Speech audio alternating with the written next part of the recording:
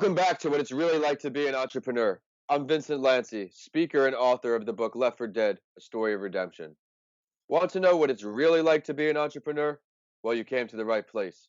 Whether you're already an entrepreneur, are looking to start your journey tomorrow, or are someone who needs a little extra motivation to get through the day, this is the perfect podcast for you. This is the place where you will learn exactly what it's like in the world of entrepreneurship and hear real life, authentic stories of entrepreneurs grinding on each episode. My goal for this podcast is to help you realize that giving up is never an option. If you missed last week's episode, please be sure to download it after you tune in today. My guest on the show this week is someone that I connected with on LinkedIn. Listeners, please network, network, network. As I was going through my LinkedIn connections list to see who would be a good fit to add value on this episode, Darren quickly came to mind. He's a colleague in the sense of a fellow speaker and philanthropist, but also a founder of one company and a partner of another. He will deliver a ton of value today, and I can't wait for you all to learn his story. Here's my guest, Darren Anderson. Thanks for having me. Appreciate it. Absolutely, Darren. Why don't you go ahead and share your story and then what you're working on today? Yeah. So my name is Darren Anderson, originally from Long Island, New York. Went to school at University of Tampa, studied business over there, actually sports management and marketing too. After graduation, had spent probably 6 years working in corporate America, but always had that entrepreneur mindset. I was kind of the kid growing up that, I had the landscaping business at like 10. I was raking leaves in the fall, shoveling snow in the winter.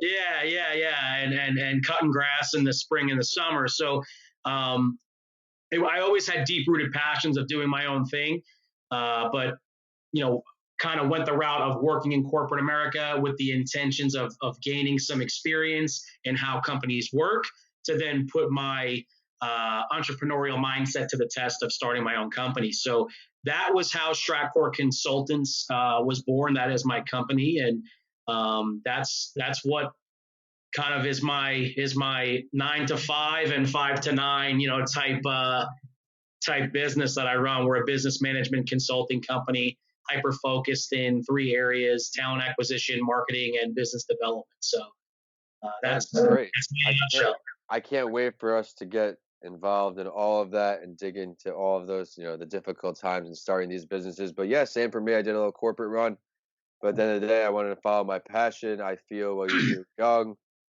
you always hear people saying, I wish I did this, or the one thing I wish, and that's just not something I'm willing to have. The degrees don't expire. It still shows we worked hard and we have a pretty sophisticated knowledge in that subject area, but we want to follow our dreams, and I'm pretty confident we'll both do pretty well, man. So, Darren, one thing I do each week, I share an entrepreneurial story that is sure to inspire our listeners. I enjoy this part of the show because I get to learn a little more about, different celebrities, different figures, different entrepreneurs. Today, we're going to talk about Manoj Bhargava, another amazing article from Fundable about a true entrepreneur. The article describes him as him going from, and I quote, dreamer to billionaire in a short 7-year period. Listeners, listen, there's certainly no reason that can't be you too. Bhargava was born in India and moved to the U.S. when he was just 14 years old. He dropped out of Princeton after just his freshman year, where next he lived as a monk for 12 years in the mountains of India. He got back in the job field after his return, with jobs ranging from a printing press operator to a taxi cab driver. He began his entrepreneurial path in 1990, creating his first company, a plastics company, that he eventually sold to a private equity firm. But it wasn't until 2004 where he noticed this energy drink at a trade show. He had dreamed of an energy drink with no unknown stimulants, without sugar, and something that also had less fluid ounces than anything else already available on the market. So there you go. He and his planning created a very small 2.49 ounce bottle. You guessed it, this is what was being made into 5-Hour Energy. The holding company of 5-Hour Energy is Living Essentials, and they don't publicize their revenue numbers, but the rumor is they do around 300 million netting per year. He is now the richest Indian, or as the article says, very close to the Sun Microsystems owner, Vinod Khosla, in America. Darren, did you know any of that story? I did not.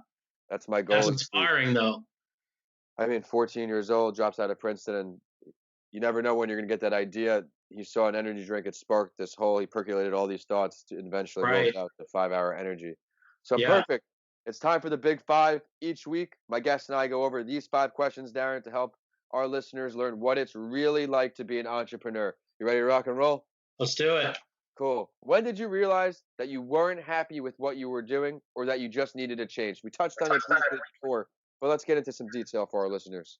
Yeah. So I had spent my time as a labor consultant and talent acquisition specialist in corporate America. I worked a lot in human resources and kind of just decided that, you know, for what I was doing, I was wearing a lot of different hats and I was taking a lot of different criticisms from, people that weren't necessarily putting in the same work that I was. So understanding that the ratio of the work I was putting into the personal satisfaction I was getting was not on par. I was working, anywhere from 40, it was standard, but it's never a 40-hour work week when you're a salaried position. You take your work home with you And the commute, you don't get paid for the commute. Yeah, exactly. And the work-life balance just becomes unbearable at times. So I set out to do my own thing because I've always had deep-rooted passions of doing it, but also too for the fact that I wanted more of a work-life balance. I wanted to live life on my own terms. The way I looked at it is, we all only get one life to live, and if I'm not living my life to the fullest of my potential or to the fullest of my satisfaction, then I'm living a subpar life, and that's not what I've ever set out to do. So that's kind of catapulted me and pushed me into just making sure I got my ducks in a row, but also too just starting it and hitting the ground running. Well, yeah, you talk about it a lot. Certain things are for some people that aren't for other people. Some people don't mind the 40-hour work week and the commute each way. They want the 30-year pension and then to retire. Some people, it was the last guest I interviewed was Shane Smith. He talked about the DNA inside entrepreneurs. Inside entrepreneurs, you have that DNA where it's tough to kick and sometimes you got to let the ball roll. I love that. Cool. So what are one or two of the most difficult parts of being an entrepreneur? I would say, first and foremost, this is probably common, but you wear all the hats, you know what I mean? And when you're set out to be an entrepreneur, I think a big misconception is that a lot of people think that the second they start their business, they're an entrepreneur. And by definition, that's not right? At one point, you're a small business, and then you become an entrepreneur by different investments, different businesses that you may start. So when you officially become an entrepreneur by the definition sense, you have a plethora of businesses or investments going on constantly, and you're wearing multiple hats in each one of those businesses. So, you have to be able to adapt, and you have to be able to just kind of cut at every single turn and every corner when you need to. If you got to cut right and do something, you got to take care of it and get it done. So there's a lot of hours in the day to that are occupied by work, and as long as you get fulfillment out of doing it, you succeed, but it still doesn't make it any less, easier to get it done. Yeah, there's no boss delegating anything. There's no time management. That's anybody else's responsibility but yourself. So that's the first one. Exactly. That's number two for our listeners. Number two, I would say there's a very I think dark side of entrepreneurship that a lot of people go through, and individuals that are in business for themselves.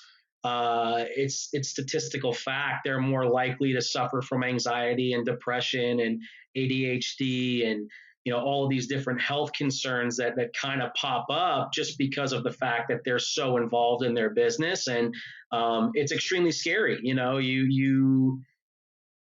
When times are good, everybody kind of sees when everyone's doing well, right? Social media is a great way for people to showcase they're doing well or make it appear that they're doing well. But what goes on behind the scenes, not many people are set up to kind of handle. And that's, I think, the biggest reason why, more businesses that are started that are small businesses by entrepreneurs, they have a statistical more likelihood of failing in 5 years than succeeding, because there's a lot of of anxiety and stress and pressure that comes along with it. So I would think that's probably the other one that really is an eye opener, I think, for anybody looking to get into the entrepreneur side. I definitely agree. It's a lot of pressure on you. I also agree that every job has their difficult stressors. Everything's difficult, but when the entire company is on your shoulders, every straw, if one falls down, it Yeah. gets slapped. So I If definitely yeah, see where if you think that, like, if you work for a boss and you're like, man, this guy or this girl really micromanages me. When you micromanage yourself, it's a totally different beast, well because said. you just kind of, you understand that every single decision you make could make or break you, right? It could be an everlasting thing that catapults your business, or it could be something that really kind of lets your competition get ahead of you, So you got to Absolutely. understand that, it's tough at times. Right. What would you say one of your greatest failures is, and what did it teach you? Greatest failure. So it's kind of it's I got two lessons in one failure, I Let's think. hear him. Let's hear him. And it was a situation where it was on the talent acquisition side of what I do. And I had a candidate that was one of my clients was looking to hire. He had accepted the position, put in his 2 week notice to his company, and it was a substantial amount of money at the time for me when I was just getting started that I was kind of banking on. And banking on it, I didn't really set aside. I said, oh, well, you know what? The name's on the contract. He signed the contract. We're good to go. So I started banking on that money coming in, and, understanding that I had a safety net set aside for my business, thinking that I'm going to have a surplus at this point in time for the foreseeable future. Yeah. I made some business purchases and some personal purchases that I was, kind of rewarding myself for the hard work that I put in. And at the literally the 12th hour, he kind of just reneged on his word and reneged on literally his signed copy. So, it left a sour taste in my client's mouth, obviously my mouth as well, but it also left, a hole, I guess, in my pocket, right? Because I counted my chickens before they hatched, I guess. So it was a valuable lesson for me to learn, to have multiple lines in the water and understand that the most unlikely scenarios sometimes will surface, and be able to handle it. So I was fortunate enough to learn it at an earlier stage, so I was able to kind of adapt and learn from it. So the financial situation wasn't making or breaking my business, but anybody that's looking to kind of secure a larger deal, wait till that funding comes through, or that check comes through and it's clear and it's in there before you start purposing what you're doing with it. Absolutely. I can resonate with that as well. When I was doing some real estate work, I learned, and I talked about this on another episode, buyers are liars. They blow smoke in you. I have this credit score and this much credit history, and you bank on this sale. You're driving the client or his wife or husband around. You don't get paid for anything until the deal closes. I think it's in the bag time and time again. And then, I had one example, the client told me he never got evicted twice when he was renting younger, and he hasn't paid his taxes in 2 years. He's telling me he has a 750 credit, the whole nine. So I'm with you. Oh I man, counted a lot of chickens before they hatched based on that yeah. check, and I learned a lesson from it. And granted, I was young. So let's move to the next part. Now, if you could choose and have a conversation with any entrepreneur, dead or alive, who would it be? What would you talk about? Why'd you pick them? All that. Oh man, that's a good one. There's There's a people out few. there. There's got to be a few. Yeah. I mean, I'm from New York, obviously. So I know you're from New York as well. So Gary Vee is an amazing marketing minded entrepreneur that I've gotten a tremendous amount of value from. Me too. Me But too. yeah, he'd definitely be at the table. Because I resonate with his message more so from the upbringing and things like that, and not just what he says now, but how he got to where he was based off of where he lived and things like that. So he's definitely one from a personal relation standpoint. But I would say if I had to sit with one person, it probably would be Mark Zuckerberg. Good one too. I think that what he's done and the way that he's changed, just the way that we interact with one another, from intellectual to intellectual, business to business, person to is second to none. And I mean, he is social media, you know what I mean? So part of my business. So sit and kind of talk with him about just everything would be amazing. Absolutely. It's a great two answers right there. Let's round about. You hear a bunch about your journey now, where you're at. Where do you see yourself in this entrepreneurial endeavor from 1 year from now and 5 years from now? Let's first start at 1 year. Where do you see yourself? Yeah. So 1 year from now, I am hoping to have my business as an international business. I'm working with, kind of securing some deals overseas. So it would be nice to have that accolade and be able to kind of service two different areas. That'd be awesome. Yeah. So I'm super excited about that. I'm super stoked. I think in 1 year we will be an international company, and I also would like to see more scalability, bringing more individuals on and scaling into various areas of the country, and having some employees come through and aboard, and being able to kind of show them the reins so that I could get to a point where I can delegate. I think I wear so many hats now, having the opportunity to delegate and trust people that are probably smarter than I am would be a phenomenal thing for me to be able to accomplish in the next year. That'd be great. So then 5 years. You're looking international in 1 year. How big are we looking at 5? 5 years from now, I want Statecore Consultants to be a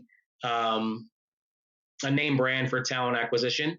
I want individuals that are looking for better opportunities for themselves and for their family to not necessarily feel like they have to go through the process alone. I want them to be able to trust that Statecore has their best interests at heart and wants nothing but the best for them and their family, because that's the ultimate. Outside of the money side, the reason why I love the talent acquisition side of what I do, finances are huge for any business, but dealing with the human element is just who I am. I'm a socially minded person. So to be able to help out families secure, better opportunities for their household is something that, I want to be known for. And if we can help, a million families in 5 years is definitely the goal. That'd be great. Yeah, as you get older, you start to realize that you are leaving a legacy, whether you want to or not. So how do you want at least a piece of you to be remembered? Thanks so much, Darren, for joining me today. I know our listeners are going to see a ton of value in your episode today. I really like learning about really everything. I liked how you had the courage to leave the corporate job and you did your own thing, and now you're setting goals towards an international level. I think that's every entrepreneur's dream, to set your sights as big as possible. And the fact that you're building steps, I think that's a good takeaway from your story, is that you set attainable goals and you seem to be, not reaching too far. I think it's all remarkable, man. Thanks again for coming on. But it's time for the last word. Is there something that you want to share with our listeners that you didn't get to touch on today? Yeah, I mean, if I could kind of give a little bit of advice to anybody that's listening to this, that either is going through a tough time in their entrepreneurial journeys, or they're looking to set out on it but they're scared, fall forward. Understand that you're not alone. There's you may be alone in your business sense, but there's so many individuals that are like you, that have this, like you alluded to earlier, that entrepreneurial DNA, that are rooting for you to succeed and